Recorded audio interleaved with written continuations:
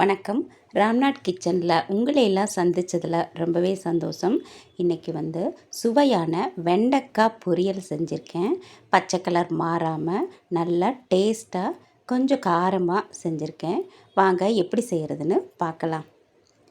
இது fried rice variety rice கூட சாப்பிட்றதுக்கு நல்லாயிருக்கும். இப்போ தாளிப்பு பொருள்கள்லாம் நான் எடுத்து வச்சுருக்கேன். கொஞ்சமாக வெங்காயம் கட் பண்ணிவிட்டு கருவேப்பிலை, பச்சை மிளகா, வெண்டைக்காயை கட் பண்ணி வச்சுருக்கேன். இந்த பக்கம் ஒரு கடாய் காய வச்சுக்கலாம். எண்ணெய் ஊற்றி கடுகுளுந்து போட்டு கடுகுளுந்து வெடித்ததுக்கப்புறமா பச்சை மிளகாய், கருவேப்பிலை சேர்த்துட்டு சின்ன வெங்காயம் சேர்த்தா சுவை நல்லாயிருக்கும். அதை சேர்த்துட்டு ஒரு வதக்கிக்கலாம். இப்போது நம்ம கட் பண்ணி வச்சுருந்தோம்ல வெண்டைக்காய், அதை உள்ளே நான் சேர்த்துக்கிறேன். சேர்த்துட்டு அடுப்பை கண்டிப்பாக சிம்லேயே தான் வச்சுருக்கணும்.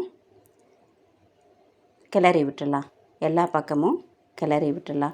கொஞ்சம் கூட தண்ணி தெளிக்கவே கூடாது. அது ரொம்ப முக்கியம். அந்த எண்ணெயிலேயே வதங்கினா தான் சுவை அதிகம். கொஞ்சமாக வதங்கினதுக்கப்புறமா நம்ம வீட்டில் அரைச்சிருப்போம்ல மிளகாப்பொடி, வெறும் மிளகாப்பொடி சேர்த்துக்கிறேன். உரப்பு எந்த அளவுக்கு தேவையோ நாம் சேர்த்துக்கிட்டு உப்பு சேர்த்துட்டு நல்லா கலந்து விட்டுட்டு சுருள நாம் கிண்டி இறக்கிக்க வேண்டியதுதான்.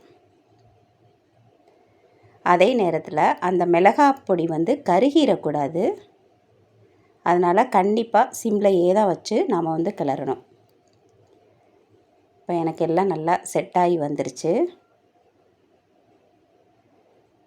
அந்த எண்ணெயிலே கலர் தான் பார்க்குறதுக்கு வேகாத மாதிரி தெரியும். ஆனால் வெண்டைக்காய் எண்ணெயிலே நல்லா வதங்கி வெந்து வந்துடும்.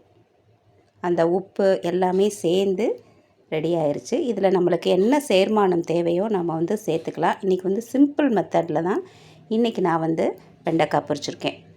முடிஞ்சது அப்படின்னா திரும்பவும் சந்திக்கலாம். தேங்க்யூ.